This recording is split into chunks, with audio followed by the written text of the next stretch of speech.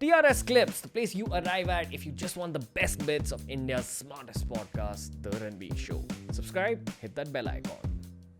So, to some kid who doesn't know anything about Naxalites or what this Naxal culture is about, how would you explain this story? See, Naxalism is an offshoot of what happened in China. Mao, in 1949, he brought the Cultural Revolution.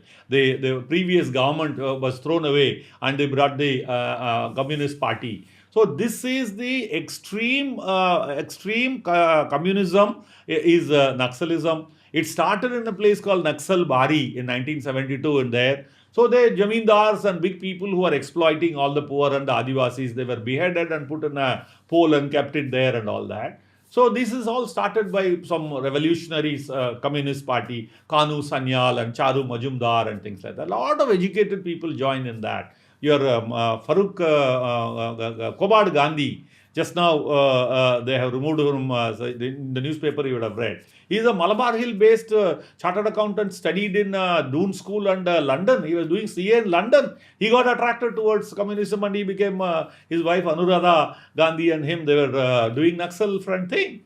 So this lot of people got attracted towards this. Since it's an ideology based revolution of the people, it is going on unabated from 1972 to now. But if anyone, all of you young people think that these people are Robin Hood, they want to bring good life to the poor Adivasis, is totally wrong.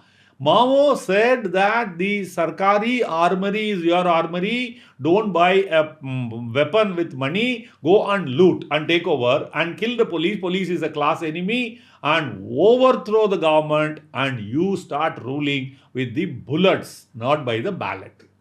So none of all the youngsters of your nature or even all the country people will believe that these Naxalites are fighting to take over the government running. They are not trying to get Adivasis their patta, their land thing or some bank loan or things like that. That is totally mistaken. So these people want to overthrow the government and they have been doing it. It is a mirage. It is like chasing a mirage, Who will tell them? In China, they have gone way ahead of them, Russians have gone way ahead of them. And now these people are looking up to them and then trying to do all sorts of things here. Lots of lives are lost. I want to tell you, in internal exigencies, emergencies, insurgencies, and all these things controlling this, from 1947 to now, we have lost more than 37,000 policemen in action. Is it a small number? 75 years, like Kashmir, Nagaland, Mizoram, South India, North India, Udar, Naxalite area, 37,000 people. Every October 21st at 8 o'clock in the morning, we do a parade all over the country where that year's number of policemen who laid down their lives as a sacrifice, we read it out and do a parade, Shok parade we do. So this is going on and on and on and on. It's not a small price to pay. That's my point. Not at all. So Naxalism is that. Cutting away slightly from this conversation, I just want to remind the audience that we're going to link all these links down below. And secondly, also check out our highlights channel. It's called TRS Clips, where you'll find highlights of this episode and all the other episodes. But so coming back to our conversation, one burning question I have honestly is, what is the internal security challenge? Like, why has it gone on for so long? 50 years of Naxalites not being able, what have they done right? See, Naxalites is only one part of our internal security challenge. No, so Naxalite is the eastern part, if you say. This is our own people who are misled and then they have taken to arms and various things like that. I told you, Punjab terrorism got extinguished by KPS Gill and Julio Ribeiro and various others. So is Bodo, so is Ulfa, so is JNK. Whereas they were not ideology-based revolutions.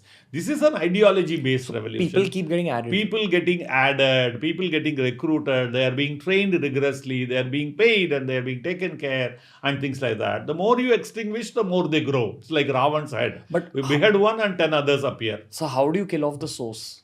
See, killing off the source is to see that the entire area which is completely underdeveloped is developed.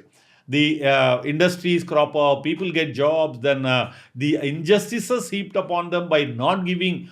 See, for example, as per the Forest Act, the tiller of the soil is the owner of the land. But these guys who are tilling in this forest area, they have got a forest act. Whatever forest produce in a year is belonging to them. Like Tendupatta leaves, that cigarette ka, the BD, not cigarette, BD ka jo hai, the leaves are all collected by them. The contractors come. There's a lot of exploitation in that. Any forest product belongs to the people who are living in forest, the Adivasis. But the government, unless the land patta ownership document is given, in Maharashtra it's called Satbara. If that is not given, he can't get a bank loan. And the government doesn't recognize him as the owner. Whereas as per the Forest Act, all the produce is belonging to him. So if that kind of a dichotomy, they are kept away from all the governmental development schemes. So this kind of a anomaly which is there in the development thing has to be changed. So your Nirav Modi and Vijay Mallya and various others are getting 12,000 crores or 9,000 crores bank loan. Do you think an Adivasi can go there and he will pledge what? And which bank will entertain him? Beyond his loincloth, he doesn't have nothing else to. Why I started a roti bank here? Because I've seen in Gadchiroli women wearing only loincloth and nothing else. It's not for fashion parade. In Malabar Hill or Pali Hill, women may be going with loincloths because it's the most fashionable thing to do. But in Adivasis there, they eat red ants and crush it with salt and have it. Not because it's a delicacy, but because they don't have access to food. So that's why I started a roti bank and feeding 11,000 people a day. In Nagpur also, in Ahmedabad, various places. Why is it? Because so much poverty is there. And alleviation of poverty has to be done systematically, Building huge Taj Mahals and structures like that, sending rockets to Moon and Mars is one. But 800 million Indians are going hungry in the pandemic time. Earlier it was 200 million people. Now today 800 million Indians. Now these 800 million Indians who are all youngsters like you, if you don't have a job, if you have no purchasing power, what will you do? You will do property crime. You will do chain snatching by riding a motorcycle or pickpocketing or mobile snatching. That's what is happening. So amelioration of poverty in a systematic way by giving purchasing power to people.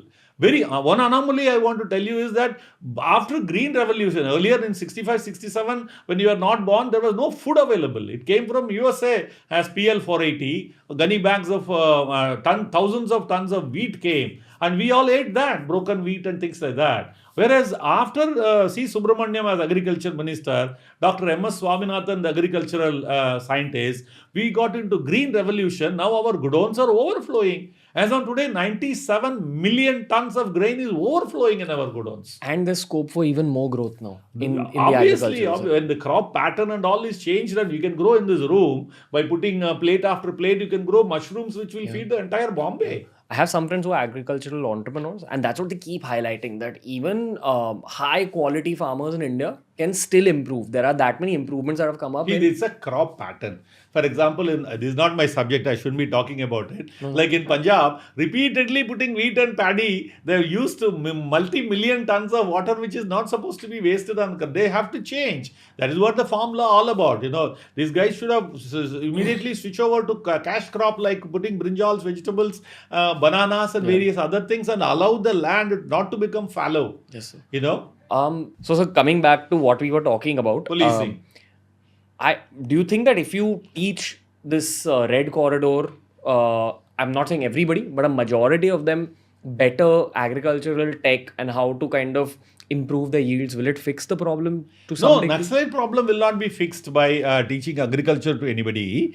Naxalite problem will be only solved by educating all of them. See, when I was there in Naxalite area 95, 98, no government officer was there. Neither a primary health center, nor teacher, nor tahsildar, nor anybody was there. So send all the government people, give them the protection, educate them, take them out and show them what is the outside world all about. So cut the recruitment route, so that the recruitment of Adivasis inside this Naxalite forces will be stopped, and educate them, give them employment, take them in the police force and other forces. So if we can do that, and then only ultimately they should realize they are chasing a mirage. The mirage is they sitting in the government and running this government. No chance. Yes, sir. No political party. We are entrenched in democracy, and we are not going to allow any dictatorial thing like communism or any such people and all. There, yes, two communist countries are there. That is West Bengal and Kerala. But then they are coming through elections.